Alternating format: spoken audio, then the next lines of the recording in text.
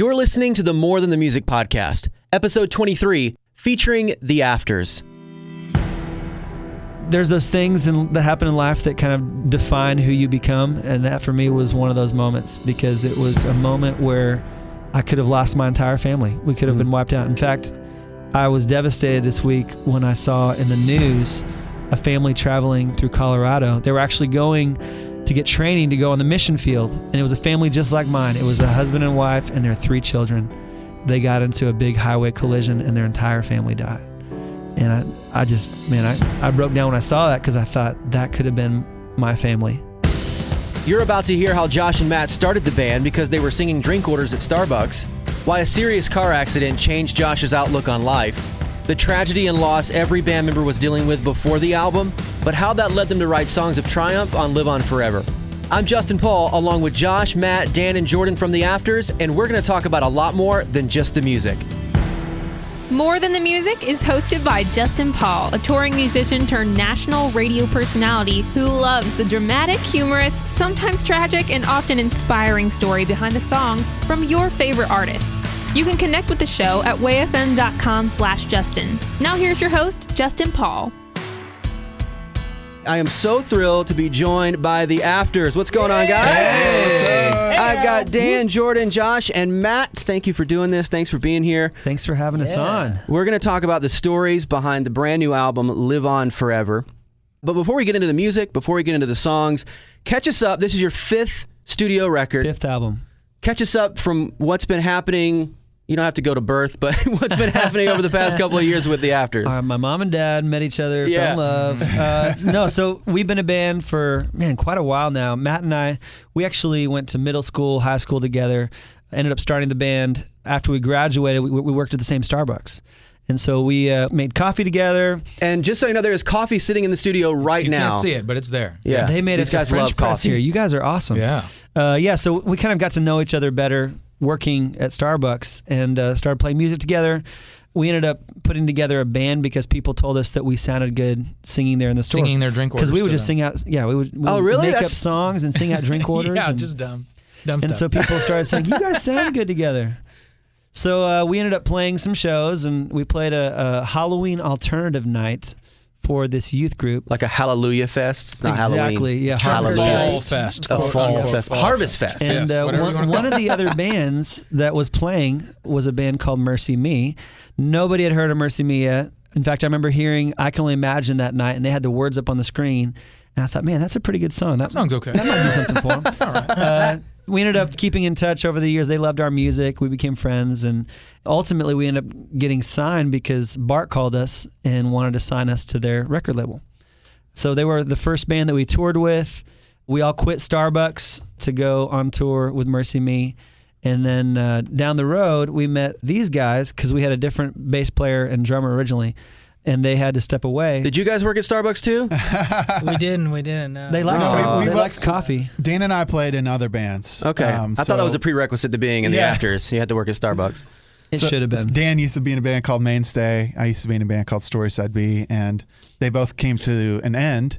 And literally, for me, it was the next day after Storyside B ended, I got a call from Josh, the singer of The Afters, and he's like, hey, we've got a show in 3 days. Can you learn 11 songs and come play the show with us? Thanks for the heads up, man. And they happen to be my favorite band in Christian music. And so it was like a really cool instant brothership. He hung up and called his mom. Mom, you're not going to believe what just happened. Kind of true. But it's been awesome. And so since that time, these guys have just grown to be, we're brothers, maybe not by birth, but definitely as close as brothers. And to this day, there's a lot of bands that I know, they tour together, and when they're away, they like their alone time. But we love to hang out even when we're not touring. Yeah, that's not recording. That's something a lot of people don't know, is that some bands, not all bands, some bands, they tour together, they play shows together, but they don't really like each other. Sure. I guess you guys genuinely like each other. We really do, yeah. Like for last Thanksgiving, Matt flew his family out to spend Thanksgiving with my family and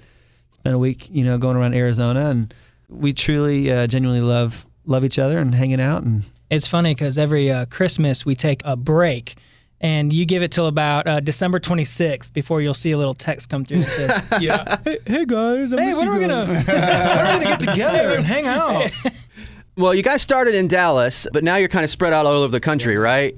Josh, you're in Arizona leading worship at a church. Matt, you're still in Dallas, right? And you guys are in Nashville. Yes, Yeah. correct. All right. So how does this thing work now with the afters being spread out all over the U.S.? Well, Skype is crazy, dude. Yeah. Like, I literally, so when we rehearse, like, I have to start playing the drums, and then there's a delay, and then they start playing guitar, and, you know. We basically fly in early for tours, and we'll rehearse and try to learn new songs in our sound checking times. And you know, we have to be intentional about flying in together to write and record and all that kind of stuff. But it works, you know, because we don't tour the same way that we used to when we first started out. It's more intentional touring. And so we'll do spring tour and fall tour and then one-offs. And yeah, it works out. Now, all of you guys kind of do other stuff on the side. How does that interfere, or does it interfere with the band? I mean, leading worship on a Sunday, does it eliminate a day of the week where you're able to tour? How does that work? Well, you know, it's interesting because, you know, for the first couple years that we toured, I mean, we played so many shows. We were playing, I think there was a year we were gone like 280 days. Yeah. And that's a lot of days to be away from family. And I remember getting to a point where we were feeling kind of burnt out. And I noticed we were never home with our families on Sunday. We had a show with Casting Crowns, and we shared the same dressing room.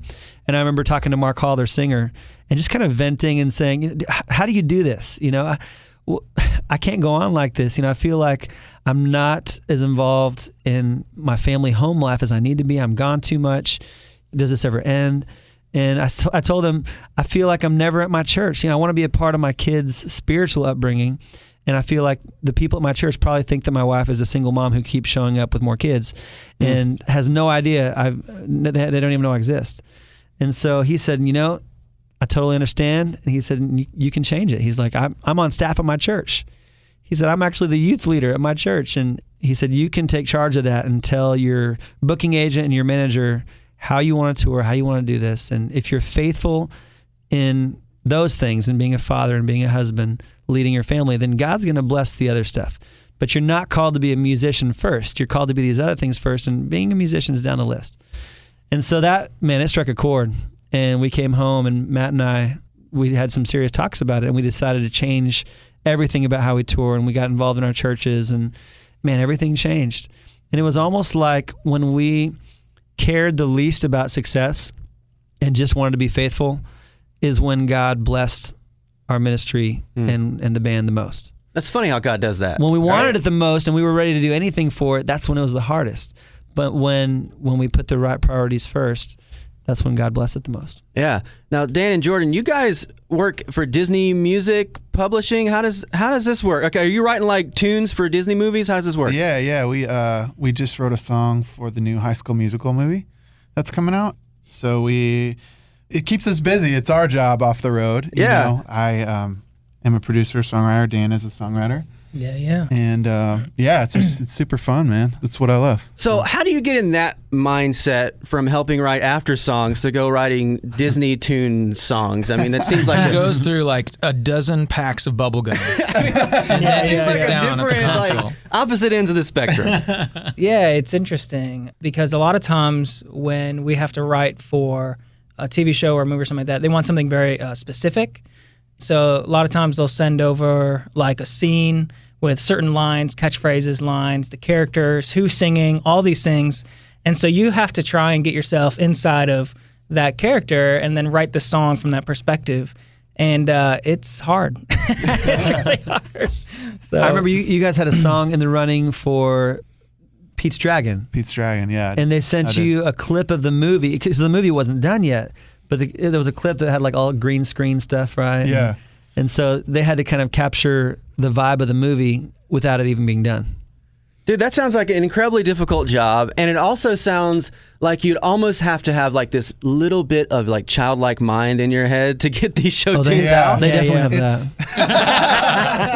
that. It was really a cool process though, because we would see these movies before they were rough movies. You know, music wasn't in them a lot of times, and all the graphics weren't in them, and they're just like, you know, write a song to this scene. Yeah. It was such an interesting process, you know, to just, I mean, we saw some of the movies that are coming out now, and it's fascinating, the whole thing. There's like scenes in Pete's Dragon that we saw that looked like a flip book, like when you as a kid, when you would flip through and all the characters would change real quick, That's what it looked like in some of the scenes in the rough cut. I need a song for this show. Could you write a song for this show that's kind of cool and catchy and fun? Absolutely. For sure. We'll have it to you in 10 minutes. Why not? But I do think it's refreshing to be doing things outside of just touring. That's not our identity. That's not everything that we are. Your job does not define who you are. For these guys to have an outlet, a creative outlet, even outside of the band and touring, and to be involved in our churches. I'm a worship pastor. Any Sunday I can get home, we do it, and I think it's really refreshing. And it really helps our families too. Yeah. Now, when you first met at Starbucks, you guys went through a couple of band names before you landed on the Afters, right? We did. I see you're like, oh my gosh, this question's coming. The Screaming Mimes? What was that about? How do you mime songs? That was how we started the band. That was based off the commonly attributed to St. Francis of Assisi, although I don't know if it's actually true. I read somewhere that he didn't actually say that, but that you should live, preach the gospel at all times, if necessary, use words. I think that was Saint. I heard that was St. Paul. So were you guys just like a jam band? You didn't sing? St. Nicholas. No. Well, the funny thing is we were an acoustic duo at the time, and that's a really heavy metal sounding name for an acoustic duo. So, we changed the band name. We were called Bliss for quite a while. We built up a big fan base in North Texas under the name Bliss. Then when we got signed, we found out we couldn't use the name Bliss. Apparently there was lots of other bands that had that name. We even played a show with Lifehouse at one point, and their singer told me that they had been called Bliss and they had to change the name for the same reason. So finding a name, it's not like when you name your child. That's easy. You can pick anything you want. You can have the most off-the-wall name, and nobody can tell you can't do that. With a band name, it's actually pretty tricky. You have to find something unique, original, and it seems like any phrase that you think of, any term, if you go look it up, there's some band in some little town that has that. It could be like the Swashbuckling Unicorn Monkeys, and it's going to be a band, and the .com will be taken. So we would go on these big long name hunts, made big lists of them. And Bart Miller, the singer from MercyMe, he was in one of our brainstorming sessions, and he told us about this term that he had heard. He said, "Hey, I heard this term, the Afters. Look that up." It kept making our short list, and we loved what it meant. It was a term from the Middle Ages in England and Ireland when they had like a class system, and so you'd have the wealthy and you'd have the poor. You'd have the nobles and you'd have the servants, and they never really mingled. And they would have these things called the afters, which took place after a big formal event, like a big banquet or a big wedding, something that was extravagant, expensive. Afterwards, they would have the afters, and it was the only time where there was a breakdown in the class structure, the only time when you'd see nobles and servants basically dining from the same table. We love the idea of everyone's invited to the same table because that's how God is with his people. Yeah, that's pretty cool. And I guess obviously it stuck, so you just went with that, right? It did. And you got the .com, and it's like, we're done. We're not changing names anymore. It's available? Yes. Yes, take it. Please, take it. Now, the Afters has been consistent for a very long time, but one thing that has not has been Josh's hairstyle. So like every band photo, you have a different hairstyle. Oh, good. I feel like for like 10 years I had the same hairstyle. Yeah. And then over the last 2 years, I've changed it up. The good news is you actually still have hair. Me, I'm wearing this hat because it's falling out. I wish I could change hairstyle, but I have to brush it down to keep covering up the bald spots. Oh yeah. No, it's in the genes. You need good hair like Josh has, so you can change hairstyles like a drop of a hat. Both of my grandpas always bragged about how they would go in, even when my grandpa was 80 years old, he'd go in and have to have his hair thinned. So it's a pretty good hair genes. Blessings. I mean, just count that as a blessing, man. The Lord is good. Jumping into the music, the first song on the album is Shadows. The title would insinuate that it's like this dark song, maybe made for a scary movie or something, but I'm guessing that's not what it was not what it was written for. No. Yep, it's the title track of the new Friday the 13th. No, we picked this song to be the first song on the record because I feel like it defines kind of a new era for the band. With this record, we really wanted to push ourselves to creatively do something a little different, to challenge ourselves, to do music that's a little progressive, and so I think this song kind of captures some of that. It's about rising up out of the darkness, shaking off your past, and basically embracing the person that God made you to be. and that we don't have to be held by our past. That we are who we are now. The future can be whatever we want it to be. So it's one of my favorite songs on the record. Mine too. Not yours? Mine 3. Matt really likes it because it has this little guitar. It has this guitar solo in it. It's just good. It's just a good song.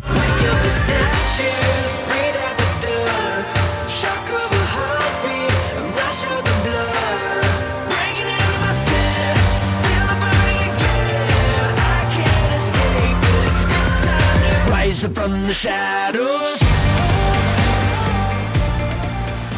You guys took a long time with this album too, and you mentioned that Rise Up kind of theme. It runs throughout the whole album. It's kind of a theme of triumph. Was that something you set out to write? Were there a series of events that led you that way?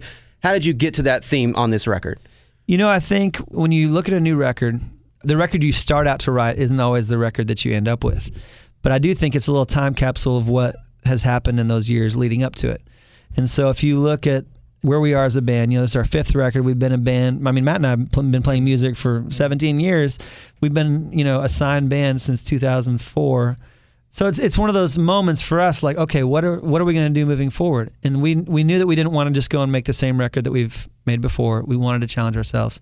So I feel like that Rise Up, that empowerment, we wanted this album to have purpose, to be encouraging to people, almost like a weapon for their faith, not just background music, but something that will amp you up, motivate you to see God at work in your life and to know that He's with you through everything. So that when you put it on, it just encourages you no matter where you are in life. And so that's kind of what I feel like the record has become. And that theme did end up popping up again and again. You had some events happen before the record, like Josh, a close friend of yours, was diagnosed with cancer right before this. Jordan, you had a health scare and someone close to you passed away, right? One of your sound guys, his daughter passed away. I mean, it seems like all of these trials just happening before this record. Yeah. And now out of that birthed this record of triumph. Absolutely. Yeah, not giving in to the fear, that can creep into life, but standing up against fear. And, there's a passage in Deuteronomy 31:8 that I love where it says, the Lord your God goes before you and He's always with you. He'll never fail you or forsake you. So there's no reason to fear. That's a scripture that I've leaned on so many times, knowing that God does go before us. We were working on a song called Battles, and there's a story in the Bible that we pulled from. It's in 2 Chronicles where King Jehoshaphat, who's the king of Judah, he has this entire army coming against him, this big, powerful army, and he thinks there's no way that we can defeat them. And the Lord tells him, you don't even have to fight this battle. I'm going before you. I've got this. And so Jehoshaphat, the king, he told his people to trust God, to praise, to pray. And so the generals were actually going and singing praise songs. And God went before them and He set these ambushes and defeated the army for them. I thought, man, what a cool picture of what God does for us, that He actually does go before us, working in our behalf. We can trust Him with anything. And so that really led into the song Battles. It's a song to amp you up and be a weapon for your faith. You're going before me and oceans are parting. You're fighting my battles. When my feet are failing and my heart is shaking, you're fighting my battles. You're fighting my battles. You're fighting my battles. You're fighting my battles. And not only before this record, a series of events, leading to these songs, but even in your life, man, a serious car accident that you had with your family a while back, that had to be pretty scary, right? There's those things that happen in life that kind of define who you become. And that for me was one of those moments because it was a moment where I could have lost my entire family. We could have been wiped out. In fact, I was devastated this week when I saw in the news a family traveling through Colorado. They were actually going to get training to go on the mission field. And it was a family just like mine. It was a husband and wife and their 3 children.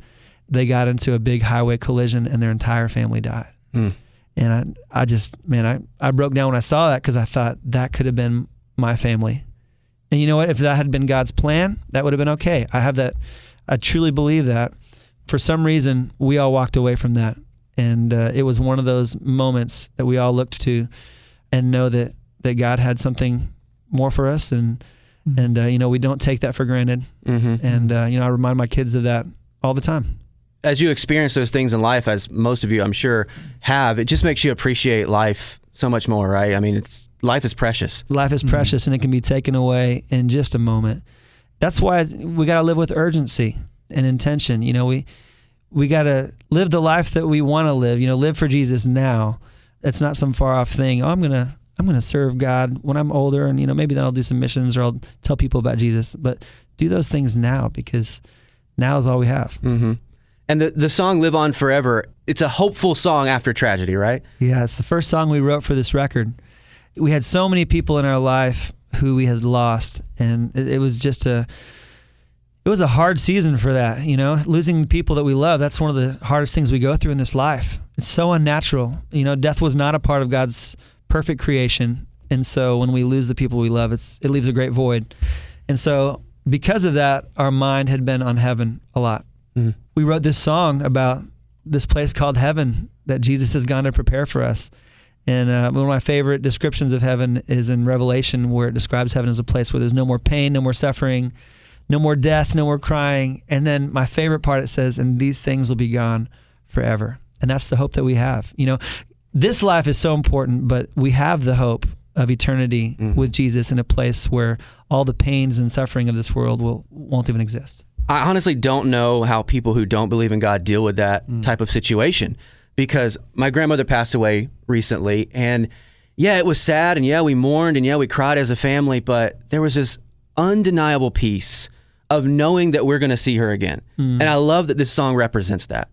I had a friend back in Arizona recently who passed away. He was someone from our church. He had cancer in his 40s, young guy.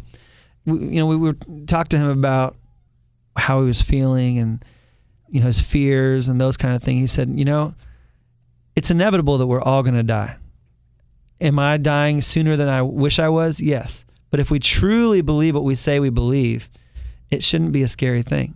And to see somebody who was facing that was so inspiring. He knew that when he left this world, he was going to be in the arms of Jesus. And he's right. If we truly believe the things we say we believe, then there is no fear that we should have of that. Fear has no place.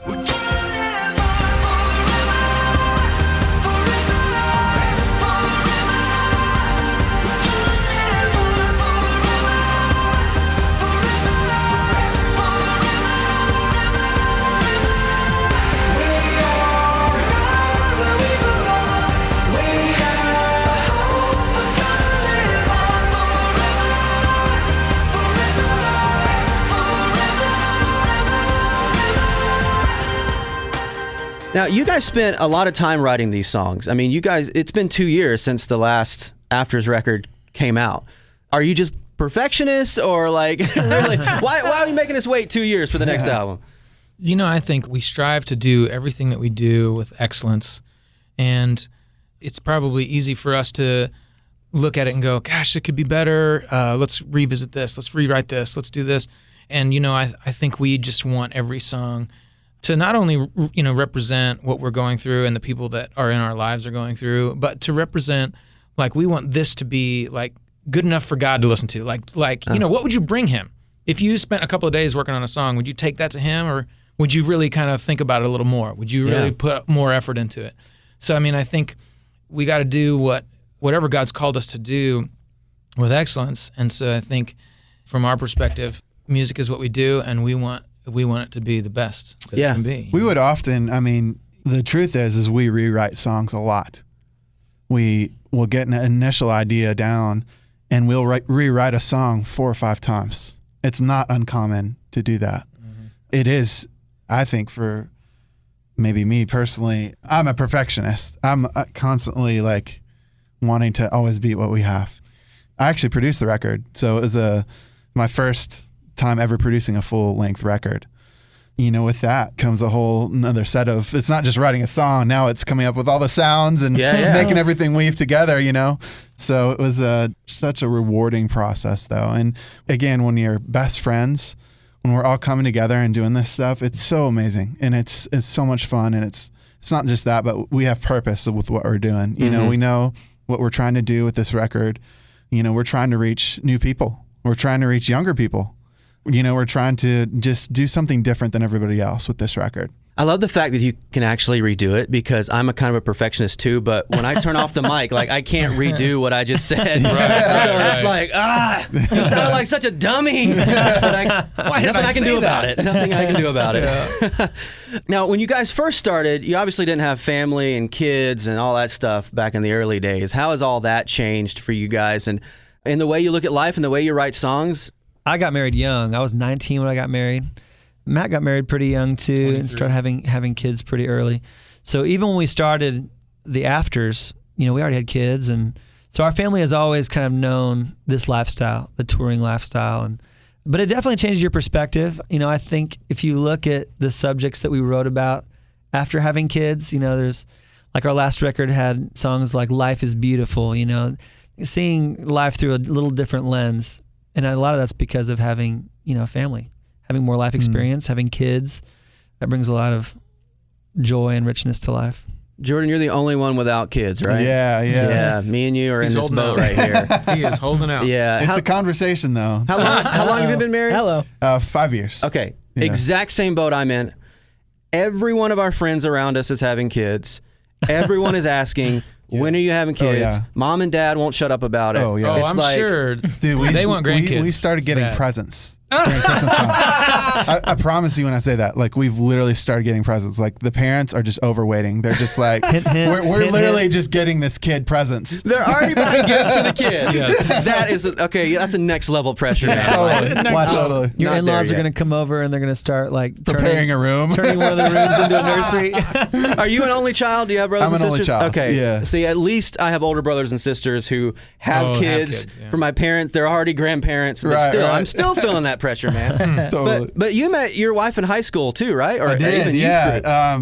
We actually didn't go to the same high school, but we were involved in a ministry back home in Jacksonville, Florida called Youthquake. And she was on the dance team, and I was on the music team. I was actually a senior, she was a freshman. Back then, age is kind of a big deal. Yeah. Like, it's not When so you're much, that age, it is. Yeah, yeah. But we met each other in this ministry and just fell in love and got married years later. So I met my wife in the lunchroom of our high school, man. So we dated for Yes. 7 years, and then we've been married for 5. So Oh, yeah. I have to tell people that I met her in high school when I say that, because it's like, why was she waiting on you for 7 years? Like, Yeah. They were playing. Oh, I met her when she was 16. Okay, and I wanted to make sure I could afford to be married before I actually jumped into it. yeah. Yeah. Is there an age difference between you guys? No, 1 year. Okay. Yeah, I mean, So- literally 11 months. So Yeah. me and Jordan, man, we're on that train. It's like we've been with coming. our women a long It's time, and no coming. kids yet. I want to keep it that way for a little while longer. I don't know about you. Are you like nearing this conversation? It's yeah. I mean, we've kind of started talking about it, but I think we're still a good 2 years out. Yeah. But, I'm with you. Yeah. Yeah. I think it's. I've been hearing 2 years for a while. I've been hearing 2 years. The biggest issue for Jordan is that he is scared of poopy diapers. He doesn't. Oh. He doesn't. Are you a germaphobe too? Oh, Yes. totally. Oh my goodness, dude. yes. We should hang out more. I would love to. I'll Let's bring, do it. With I'll kids bring my comes Clorox a lot of- wipes and my hand sanitizer. Yeah. You Oh can't my be Oh afraid my of goodness, and that. leave Oh the my kids at gosh. home. Yeah. Like, in all seriousness, I think about it sometimes and I go, I think I'm too selfish for kids. Like, I don't know if I'm ready. That changes though. It really Yeah, does. it changes. When it's Yeah. your kid, there's something that Something changes. happens Yeah. inside, like a switch goes off, and you're a different person. And at least for me, that's when it didn't matter anymore. Like the diapers, the spit up, all that stuff. There's just something that switches when that child's For born. me, it's a work thing, and this is just me. Let's get super real here, guys. Let's get real, man. Let's get real. And I guess I'm kind of going off of what you said. It's a little like I want to be the best dad that I can be, and I know a lot of producer friends that have kids, and the dad isn't really involved in their life as much as I want to be involved in my kid's life. And so it scares me a little bit to like with what I have to do when I get home from touring and dive into productions and stuff. It just scares me to have to delegate all the time and just figure out this whole other thing. And I know that will naturally work itself out, but it's just that step is like, I don't know how I'm going to do all of it, Because Yeah. I want to do everything great and I want to be the best dad. I want to be, I want to produce. I want to do all these things, but how does it all work together? And it scares me. And I'm the type of person, like, I'm all in on one thing at one Yes, time. You me know, too. like I'm all in You this. guys I'm, really are like the same person. It's weird. Exactly the same. You should do a radio show. And you're the drummer too, right? Yeah. I play drums. No, No, lie. stop. kidding. Wow. We Stop. just flip Oh, roles my here. God. We just So flip roles I just here. watched The Parent Trap the other night, and I'm starting to think something happened Dude, here. this is weird, man. This It's is like crazy. this weird, like You guys Twilight look like, Zone you thing. look like you could be happening. brothers. Do you play Polish golf? No, baseball. Okay. Uh-oh. We're close Oh, enough. He was baseball. Baseball. That was his thing. That was my thing when I was younger. Dude, what It's all happened? music. Yeah. Where'd you grow up?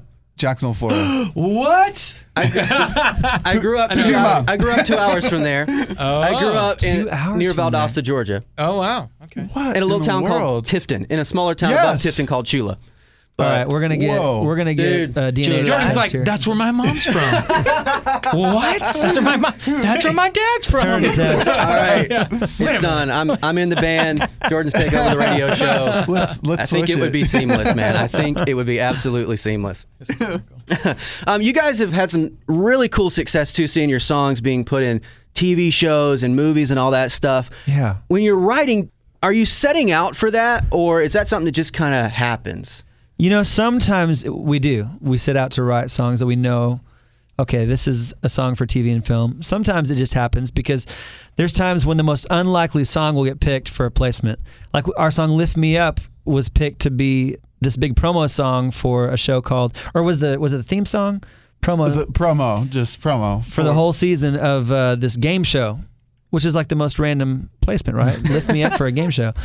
It's like a worship song. Was it like a lifting contest or something? No, Like, what was it was, it? it was That's like what's Who Wants funny. to Be a Millionaire type It was of. just so random. Yeah. Yeah. So, but then other times it makes sense. Like there's a song called Moments Like This on our last record, and we definitely had TV and film in mind when we were writing it and producing it and recording it. So we knew going into it, okay, this is a song that we want to pitch to TV and film, and it was amazing how many placements it got. Like it was all over the place and really embraced by TV. And we even had a goal. We wanted it to be on the Winter Olympics, the last Winter Olympics. But it was one of the first Olympics that they didn't use any original music. They only used like generic music beds. And we're like, oh, this was our shot. But then we ended up getting the NBC promo that ran during the whole Olympics. Oh, that's awesome. So that song ended up being played during the Olympic coverage. That was actually the first song I've ever produced. After that song, we're like, you're producing the whole next Like, record. you are the producer. And you're in the band, so we don't have to pay you as much. Not anymore. Now he's a radio. Now he's the radio guy. Now he's a Sorry, radio I'm not guy. a producer guy. It's not going to work out. I mean, you guys have been on some like notable shows: Grey's Anatomy, Dr. Phil, Rachel Ray, Biggest Losers, American Idol. I mean, this is not like, I hate to say it, but some like Christian DVD that just came out. I mean, this is like legit stuff. You know, it's a door that God opened early on. We had, from our first record, there was a song called Beautiful Love that was a theme song for an MTV show. And it was like after that, we just had favor in that world. And so we go out and take trips to LA and meet with all the music supervisors. And yeah, God's definitely given us favor there. And we have great publishers. We work with Sony Publishing, and they do a phenomenal job at pitching the songs. And so yes, some of the most unlikely places. Even some songs on this new record. We have a song called Legends that last fall during the NFL playoffs was used for ESPN's playoff coverage. Man, And it's going to be coming up in this new season of American Ninja Warrior. guys are everywhere, dude. Like, this is awesome. It's good too to hear your heart, and that ultimately these songs are reaching people who would never ever possibly come to the church. How amazing that we have that avenue. Yeah. That we have a song, you know, if somebody Shazam the song or whatever and start listening to our other songs, like that's a whole avenue that is just, that's really cool to us, you know? I mean, it's music missions. You know, Yeah. you're going out into the world with your music and having it played where Christian music doesn't really get played a whole lot. So, you know, it's a really cool thing that God did that. And, you know, I hope that he continues to leave that door open. Yeah, and I love the fact too that when they start finding out who the Astros are and what you're about, what your ministry is Yeah. about, I mean, ultimately it's shining that light in the dark world and bringing them Love it. back to the church. Man, that's an amazing Absolutely. thing. And Love that's it. happened a lot of times. Yeah. We've Yeah. had people who've looked up the band and the music and found the message through all that. And so, yeah, it's really cool. And this song Legends you just mentioned, it's special to you not just because it was picked up by the NFL, but for many other reasons too, right? Absolutely. I mean, it's one that just rocks, I think. And it's one of those songs, it's kind of unlike music we've done before. You know, this again, it's like trying to push ourselves and do something a little out of the box for us. That's where legends are born. Legends are born. Legends are born. Caught in the crossfire, standing to empires, waging a war. That's where legends are born.